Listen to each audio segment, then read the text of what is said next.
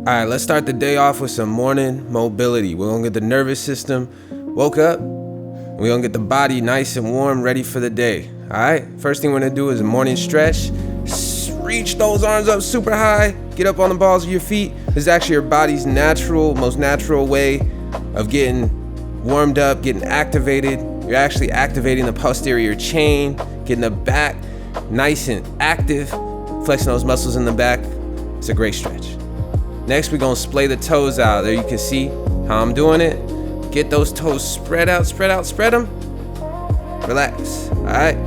Spread them out, relax. And get those feet warmed up, ready for the day. Next thing we're gonna do with the feet, we're gonna do foot rockers. So we're gonna go in toward the big toe, out toward the outside of the foot. In toward the big toe, and the arch, out to the outside of the foot. All right, we're gonna do that one more time, and then we're gonna move to tib raises. This is gonna work on your dorsiflexion, all right? So we're gonna flex those toes up, try to pull those toes up toward your hips, toward your face, pull those toes up as high as you can, and relax. And on all of these, you're searching for a similar type of sensation. Sometimes you may feel a little bit of a crampy feeling. That's completely normal. If you do, just back off the intensity a little bit. Next, we head to the back of the mat. From here, we're gonna reach up super high, get down into your down dog position, start pedaling those feet, left, right. And now, what we're gonna do from this position, once you get those feet pedaled and you get settled into that down dog, we're gonna actually make this active. And we're gonna move forward with that down dog, okay? So that's the thing, we're not just doing passive stretches, we're making this active. That's what really gets the nervous system to know that you have control in that position. So move forward to the front of the mat, then walk back to the back of the mat, and let's do that one more time. This is gonna teach your nervous system you are safe in these positions. You're gonna access deeper ranges and more control in those deeper ranges, and that's really what mobility is all about, all right? So after we get out of that down dog position, now we're gonna go into an up dog position. So it's gonna be the same concept here as it was with the downward facing dog. Once you find a good position, start moving forward to the front of the mat. Then from there, move back to the back of the mat, trying to hold that position as best you can. You may feel a little bit of a burn, little bit. It's not gonna be too crazy. You don't want it to be too crazy. If it starts feeling too intense, hey, just back off the intensity, go a little slower, modify however you need. So as you finish here with the up dog, what you're gonna do is you're gonna get a nice solid twist. Reach up super high with one arm and bring that arm down, around, behind your back as if you're trying to reach it up to your head. Now don't rest it on your back. Keep it active, keep it off your back, even just an inch off your back. Trying to keep it active. And we're gonna switch to the other side, do the same thing. You may notice a little bit asymmetry between the sides. That's perfectly normal, but over time, you're going to increase the range of motion on both sides. So that's good, that's what we're looking for with mobility. All right, from there, find a nice comfy tabletop position and just start leaning forward. This is gonna you'll feel this in the wrists a lot. So play around with it, find something that's comfortable, pushes it a little bit, but nothing too crazy. From there, find a comfy spot and we're gonna do wrist push-ups. Just push up from the palms up to the fingertips, okay? The further back you keep your weight on your legs, the easier these will be. Now we're gonna switch to the back side of our hands. These will be very challenging if you're not used to putting weight on your wrists, so put the weight back on your legs if you need to make these a little bit easier. Over time, you'll be able to put more and more weight on your wrists. All right, so from there, we're gonna get into a bear position, do some bear squats. So lift up those knees from that tabletop position, and now push your hips back and swing them up and forward. Push them back, up and forward. Keeping your knees off the ground the whole time. This is where your legs are gonna start really getting warmed up. Your hips are gonna start getting loose and open and mobile. Now, once you do that, same concept as the other ones. We're gonna walk it forward to the front of the mat. Walk it back to the back of the mat, keeping those knees off the ground the whole time. Take this as slow or as fast as what feels comfortable with your level. Over time, you're gonna be able to feel a lot looser, a lot more open with the hips, a lot stronger with the legs.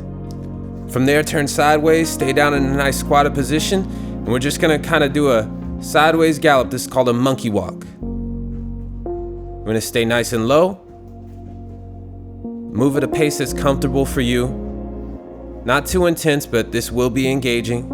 You may feel little elevated heart rate, maybe a little bit out of breath after this one, but that's normal. We're getting warmed up.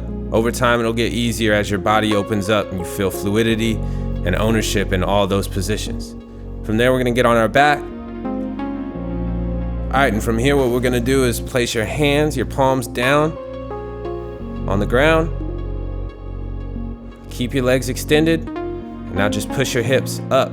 Make a nice straight line with your body, and extend those toes out and forward as well.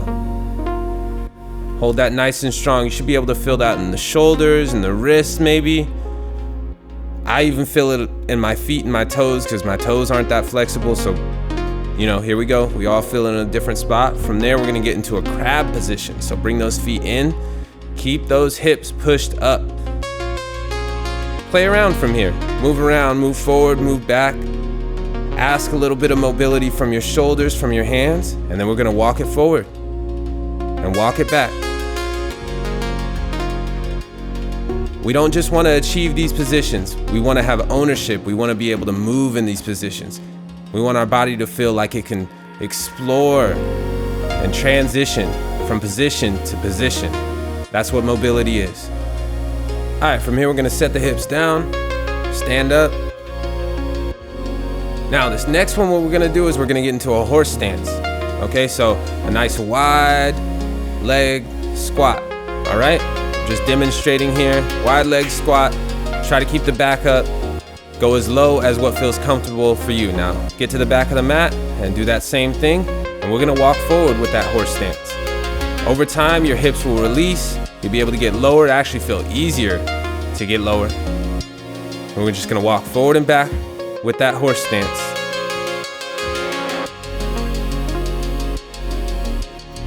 From there, find a neutral squat position. Find a depth that feels comfortable for you. And now we're gonna start twisting that back and opening up that spine. So from there, twist up. Now, notice, my hand is not supporting me on the ground. You try to do this without supporting yourself on the ground unless you start losing your balance. You wanna try to let the squat support you and use your core muscles, use your back and all those muscles to be able to twist yourself both directions, all right? Over time, you're gonna be able to twist more and more and more. That's the goal. Over time, you're gonna feel more ownership in those positions. You're gonna feel the ability to twist more and more. Now get to the back of the mat, get right in that squat position, and start walking forward. Try to stay low. Lower you can get your knees to the ground, the better. Over time, it'll get easier to do this. But again, just go at whatever level feels comfortable for you and whatever feels appropriate for whatever time of day that you're doing this at. Now from there, congratulations, you finished the hard part. Go ahead and stand up. We're gonna start getting the upper back and the muscles around the neck active and mobile. Lean your head to the left. Push your other arm out the opposite direction. Now you will feel a stretch when you do this. When you push out and then you relax for a second and then push out. But it's actually more about the activation. Using the muscles to pull your head toward your shoulder, using your muscles to extend your arm out. Switch sides. Same thing over there. Extend out. Trying to get that hand as far away from your head as possible. Relax. And then extend out again.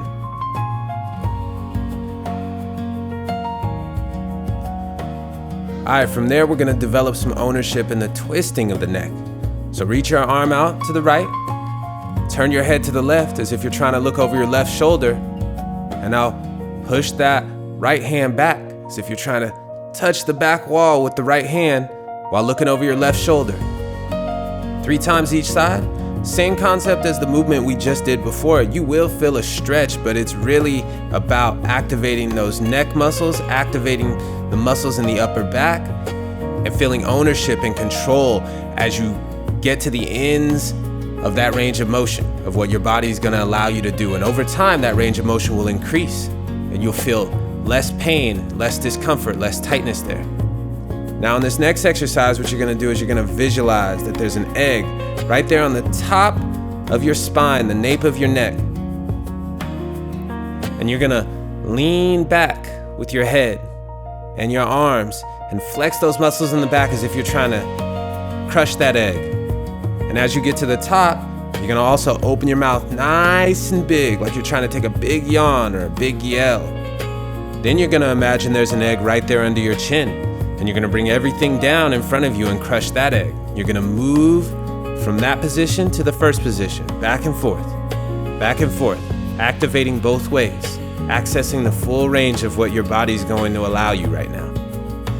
After that, put your hands up at 90 degrees. We're gonna take some trunk twists, okay? So keep your feet facing forward. You're gonna twist to the right as if you're trying to turn your whole upper body around and face the back wall while keeping your lower body facing forward. And then you're gonna go the other direction with it.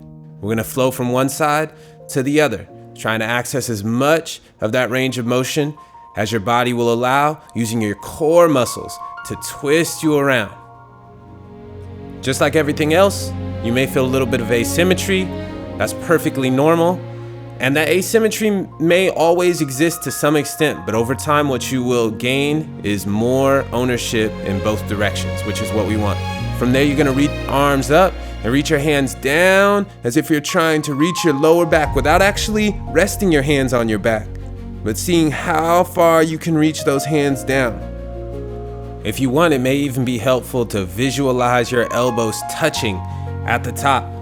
As you get further and further into that stretch, and your body allows you more access and more control into deeper ranges of motion. From there, we're going to reach our hands up behind our back, again, not actually resting on our back, but staying active, as if we're trying to get those hands to reach up and touch the back of our heads. At this point, you are going to feel a lot of activation in your shoulders. You're asking a lot of rotation from your shoulders. You're gonna feel a lot of activation in your back, as we've been asking a lot of activation from your back over the last several movements. And from there, we're gonna start getting those hip flexors warmed up. So you're gonna lift one knee up and then the other as high as you can while keeping a nice, solid posture. Try to keep a straight line with the leg that's gonna be on the ground. Drive that knee up as high as you can. If you're having issues with your balance on these over time, that will also improve. Just do whatever your body allows you access to right now. From there, we're gonna do the same thing, but at the top, we're going to extend our leg and activate the quads. Again, if you feel any sort of cramping, that's perfectly normal. Back off the intensity just a little bit so that you can maintain the flow. But over time, your nervous system is going to regulate. It's going to find safety and strength in those positions, and you're going to be able to do them with no cramping and with a lot more range of motion. So next, we're going to work on abducting the hips, so you can stand there, feet face forward, and take that straight leg out to the right side and then to the left as high as you can. Now you may need to lean over the opposite direction in order to get that leg to its maximum height. That's all right. That's actually more of a counterbalance thing than a compensation thing. After you do 3 of those on each side, we're gonna work on adduction. So we're gonna do the same thing, but the opposite way. So we're gonna take that right leg, that straight right leg, and take it up to the left. Take that straight left leg and take it up to the right. Almost like you're trying to get the inside of that ankle up to the ceiling. And we're gonna do that a couple times on each side, trying to see how much range of motion you can access with control.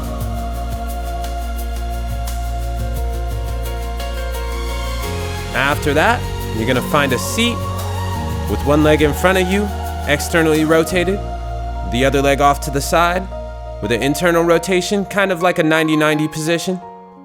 And once you find a nice comfy position, we're gonna take that front leg, lift it up as high as you can.